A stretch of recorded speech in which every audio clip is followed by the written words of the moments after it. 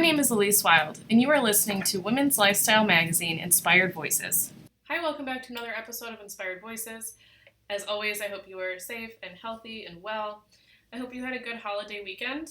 Obviously, this year was quite different than Memorial Day weekends in the past because we are still in a shelter-in-place order, which the governor extended until June 12th.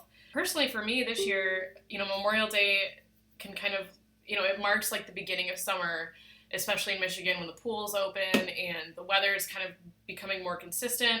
And it can be a celebration of that. And I don't think people mean anything by it, but what it really is to remember those who have lost their lives in service to our country, which is in service to all of us.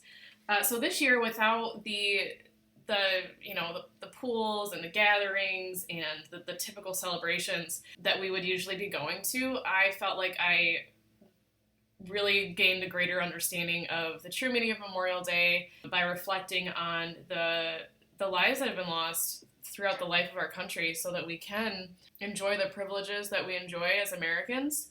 So I enjoyed that aspect of my weekend. I don't have very many people in my life who have served in the military. So sometimes for me, it can feel kind of distant. But that, doesn't mean that I don't owe a gratitude to every single person who has served and who has given the greatest sacrifice. So for me, that was, this weekend was a little bit of a growing experience in that regard. Today we are going to be talking to Maddie Woodrick, who has graduated from college during this pandemic. Maddie gives us a little insight onto what the experience has been like to have her senior year completely and utterly disrupted by coronavirus. And one of the things that we want to do with this show, which I say over and over again, is just offer different perspectives of what is going on right now in our community in various populations. And one of the populations that has been affected is is our college and high school seniors.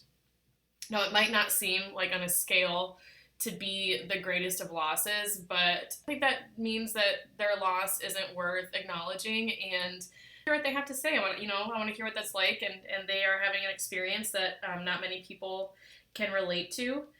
I'm really grateful to Maddie for coming to the table, being open and honest and with no shame about what this experience has been like for her and what her hopes for the future are. I hope you enjoy. Here we go. All right, everyone. I'm really excited to have with me today Maddie Woodrick.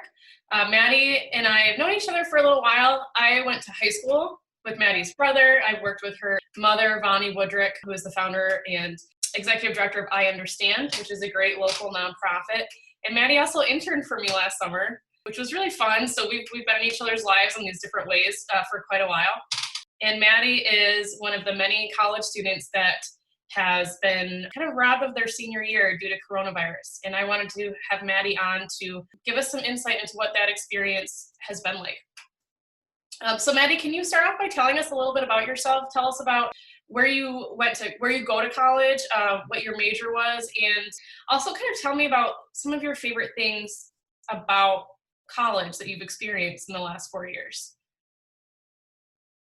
Yeah. Hi, I'm Maddie Woodrick. I'm a senior at Lake Forest College in Chicago, Illinois. I'm an English major on the writing track with a minor in social justice. And my favorite parts of college is definitely the relationships that I was able to build with the people, I guess, a part of my college experience. I definitely met my lifelong friends there, my best friends, people who I know are going to be a part of my life for the rest of my life. And also my favorite parts is probably my sorority and being able to be an active member in that and take on leadership roles. I was president of my sorority when I was a sophomore in college, and then sophomore to junior in college. And then before that, I was a freshman on the executive board, and I held multiple positions. So I really am grateful for that experience because I really felt like it gave me the tools to become a strong leader and just to understand how, different like roles play to make like a greater whole, like how all the little parts operate. And so I'm really appreciative of that. So those are definitely my most memorable. And of course I met like my closest friends in my sorority as well. My big, I know it sounds so cliche, but my big is literally like my best friend. I would go That's to cool. her if I needed anything, like just to cry or to talk or to vent or whatever. So Yeah. Well, that seems to be, aside from getting an education and kind of figuring out what you want to do with your career, that seems to be just a unifying experience of college is developing those relationships, which, as you said, are like lifelong. Those are really, really special. And what a cool experience to get some like real leadership experience with your sorority. That's really helpful as you come out of college and enter the workforce. yeah, I definitely, every time I met someone or every time I was trying to get someone to maybe join a sorority, I was just like, you have to take on like a role. Like it's Hmm. like pivotal in your development of like professionally, like in your educational experience. So that's something I really like push for. So I'm passionate about it. So you, Maddie also wrote an essay that will be featuring on women'slifestyle.com later this week, describing her experience. So Maddie, in that essay, you talked about kind of seeing coronavirus in your peripheral on Twitter, as I think all of us did, starting in, was it December or January? We started, it started being talked about a little bit more. And then it kind of, you cut to all of a sudden you're packing up your dorm. So can you tell us kind of about that, about like your emotional journey of like, being aware of coronavirus, hearing your campus is going to close, packing up your dorm, and now you're at home, kind of cut off from that college experience, but you're still doing schoolwork to finish out the year. So can you just take us through the emotional ride of that? Yeah, so our spring break was the week before our campus closed. So when I found out, I was technically on spring break. But even before, when during that week, I didn't really think it was going to affect me at all. Like I saw the news like kind of developing slowly on like in China and then across the world in Italy, and I just for some reason was like this is just going to blow over, like, or it's going to skip the United States. I just didn't think that like, I really didn't think that this would happen until I realized the severity of it when my campus closed. And then even then, it was kind of like my head like couldn't really like process it. Like I couldn't really wrap around that. I was like, wait, like I'm going to pack up now and I'm not going to come back. And it's not even that I'm a junior or sophomore. It's like I'm never going to go back to campus.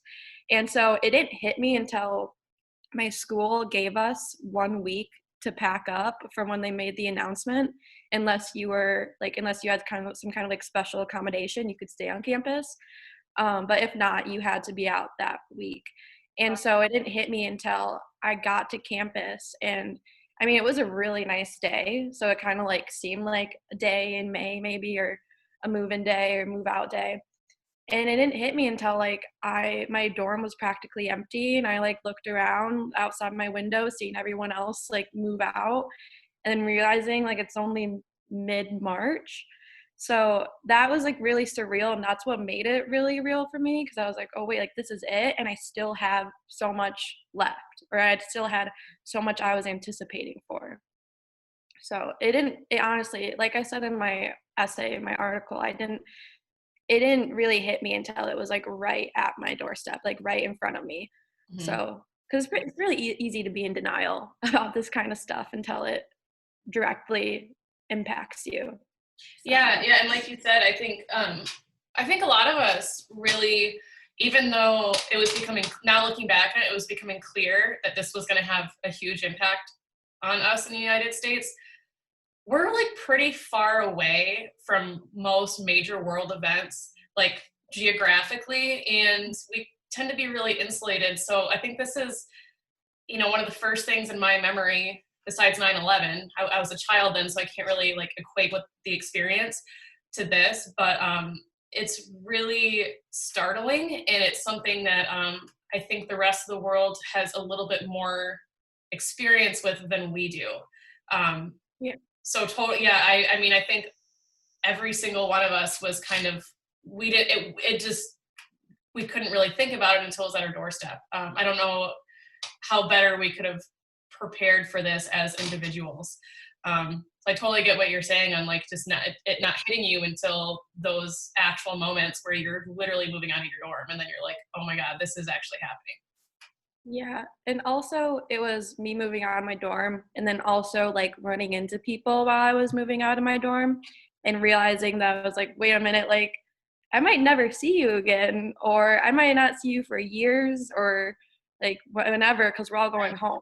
And so that was another like because like I said before, like it's not like I could never go back. Like that was it. And so I had to say like, and I couldn't really plan to say goodbye because it was so last minute. So also just like running into people and being like, hold up, like we don't know when we're gonna see each other again. And the thing about college, you know, what makes those goodbyes a little bit easier is that I feel like there's milestones throughout the year that kind of make those moments like be real or help us um, transition more easily into that.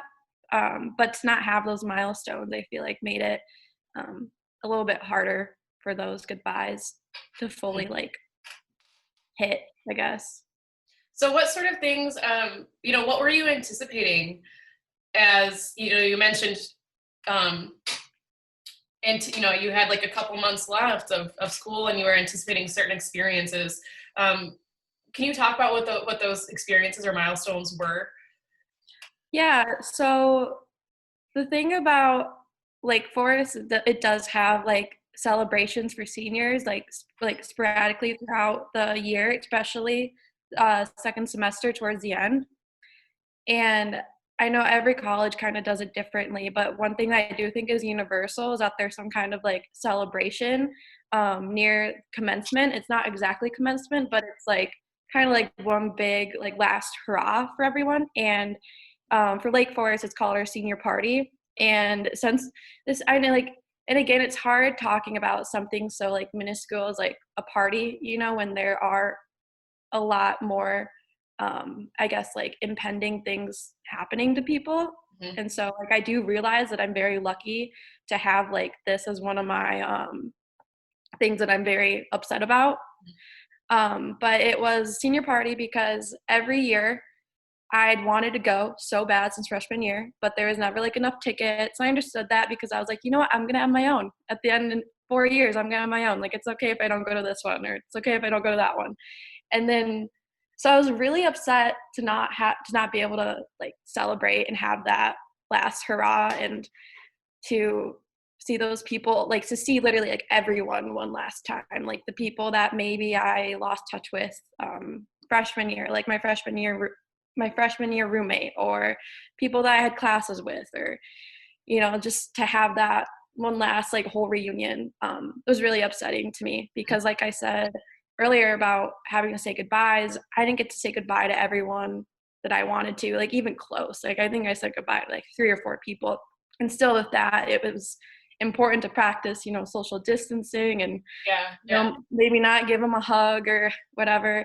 Yeah. So that was really hard too. But also I was pretty upset about not having my commencement ceremony.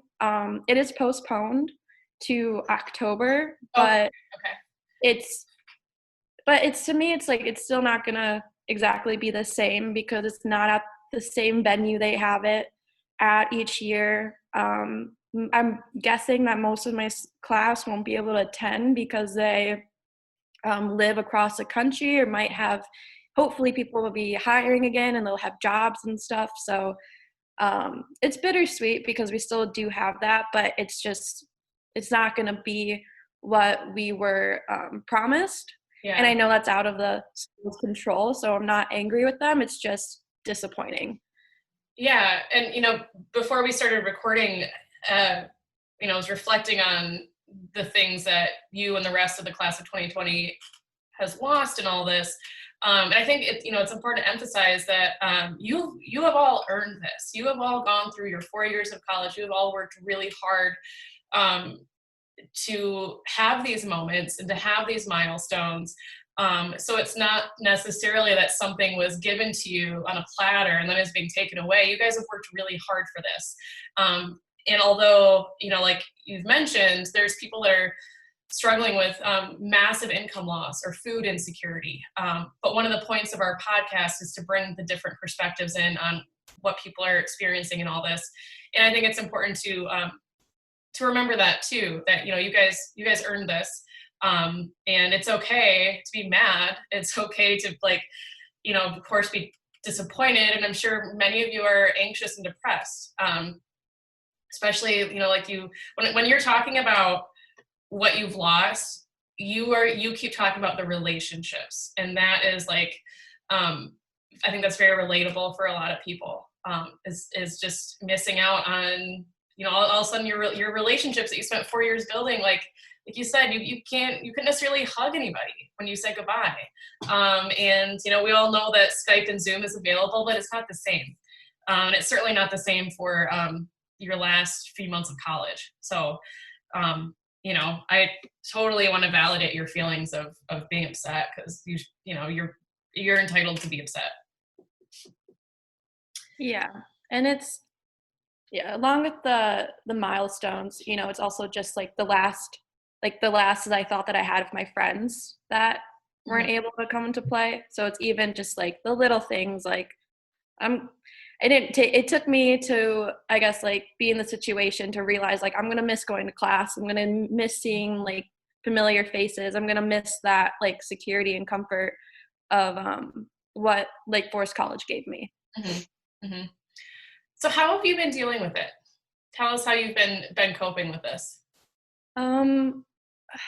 So I try to stay busy. It's hard, especially with my schoolwork. It's really hard to bring myself to do the homework, but I realized once that I able to sit down that it does kill a lot of time.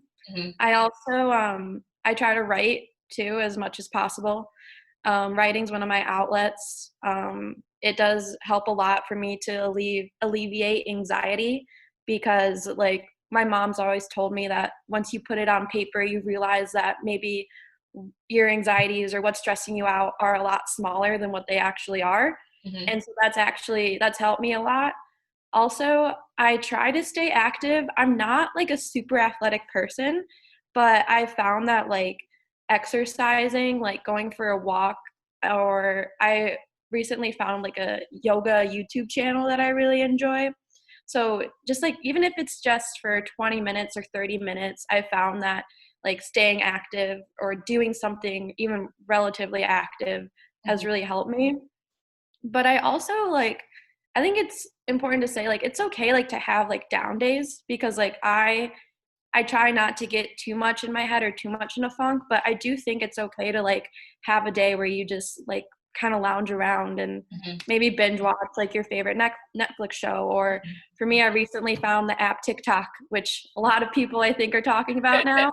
And I think it's hilarious. It definitely brings a smile on my face and makes me laugh.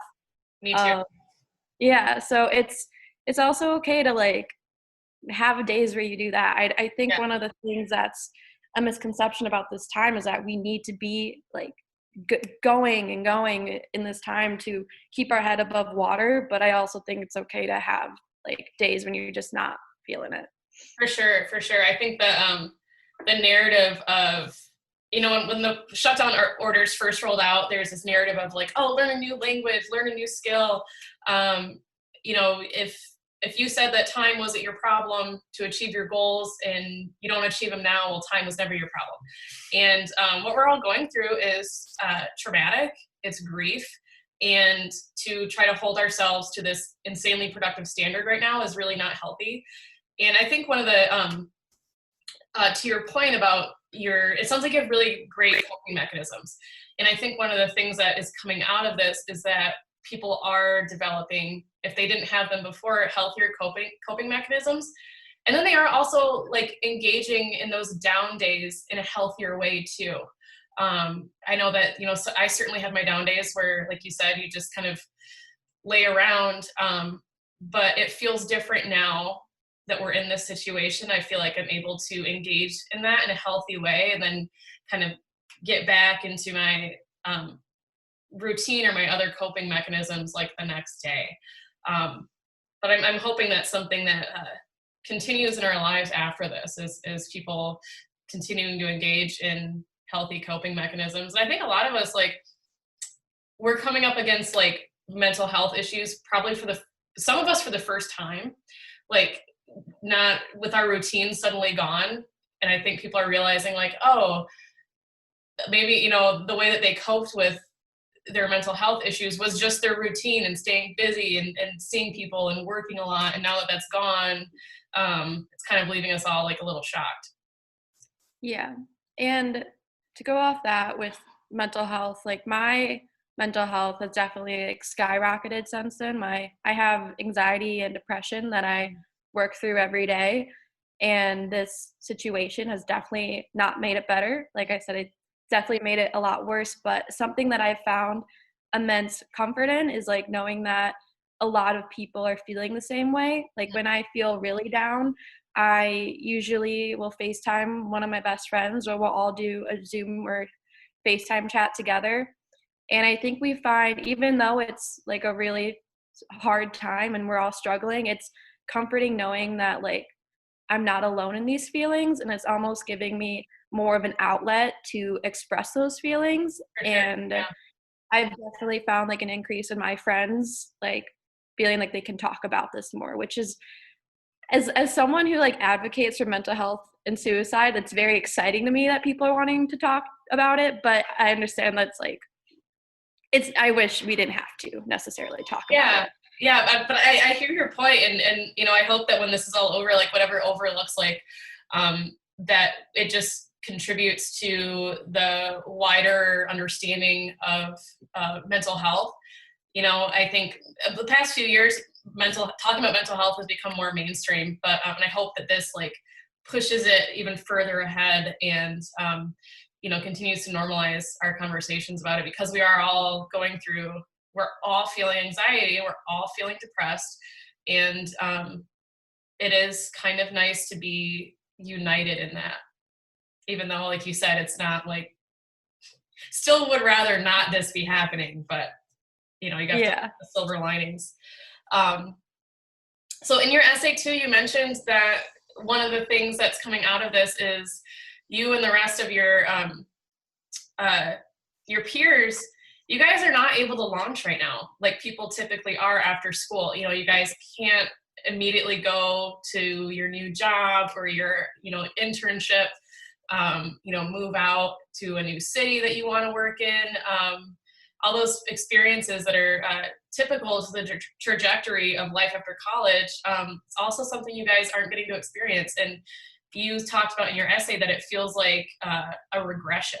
Can you talk a little bit about that?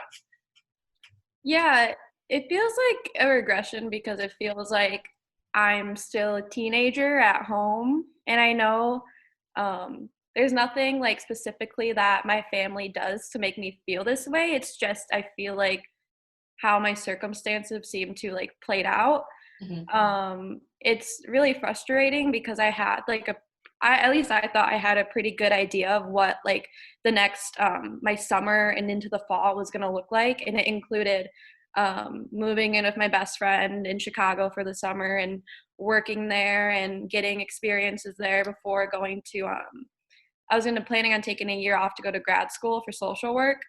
But now with all of this, it's kind of like, okay, so I know I'm for sure not going to Chicago. Like I'm staying home indefinitely.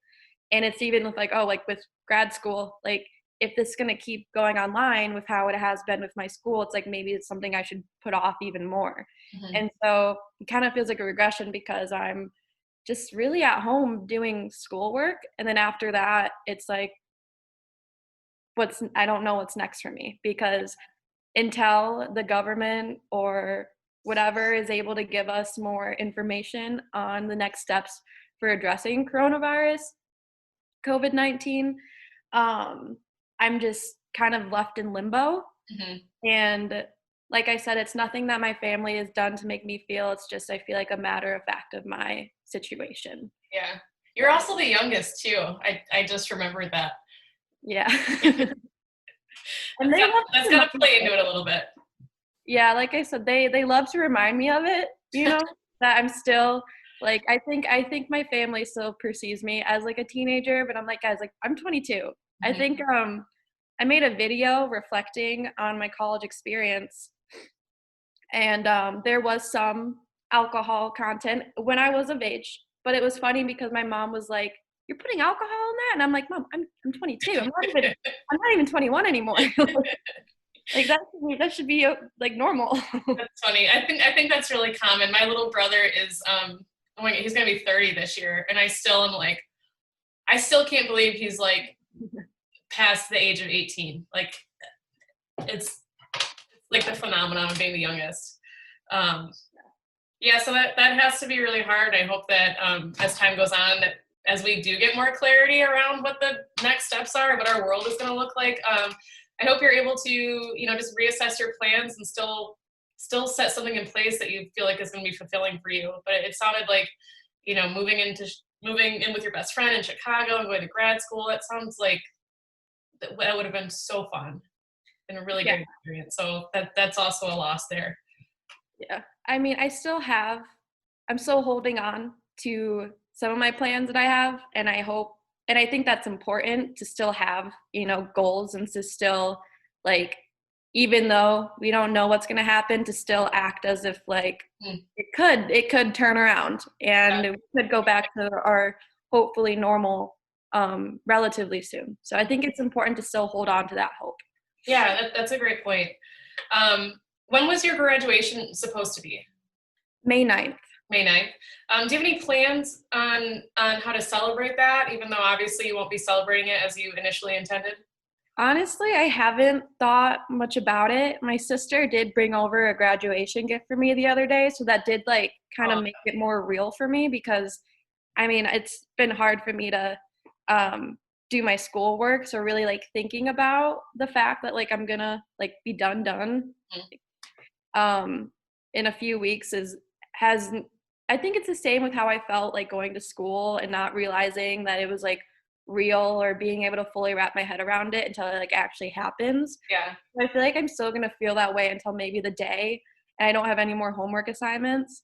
But I do hope to Zoom or FaceTime like my best friends who'd be with me on that day and making our own at-home celebrations. I think my cap and gown I think they're sending it to our house.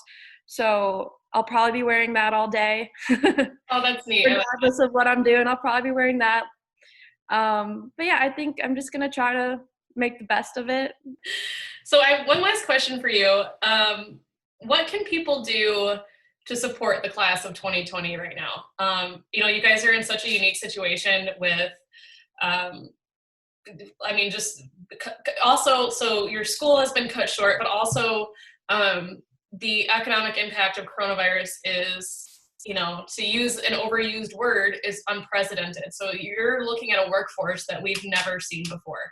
Um, what what do you need from people right now? What do you guys need from mentors, from people in the community?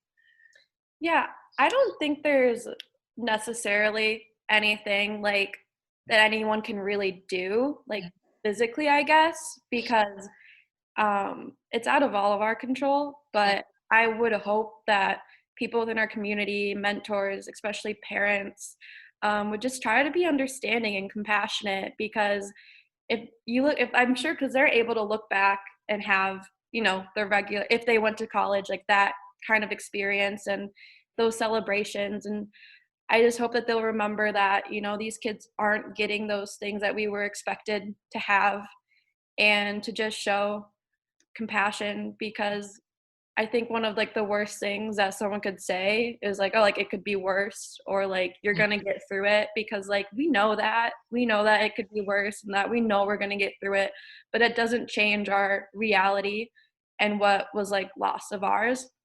And I think it's important that like this is something we're gonna have to live with the rest of our lives. Like it's also not something that's like gonna be able to be mended really. Mhm. It's something that we're just gonna have to kind of accept. So I hope that people, even after this pandemic is over, is to still have that understanding and compassion for the students who aren't able to have a graduation ceremony or the one that they thought they were promised of, and so forth. Yeah, and that's per what we talked about before, is that although like this has impacted everybody, everyone's going through changes, but you guys are unique in that you have lost these milestones that, like, even when the world returns to normal, like those are still gone. Those are still gone for you guys.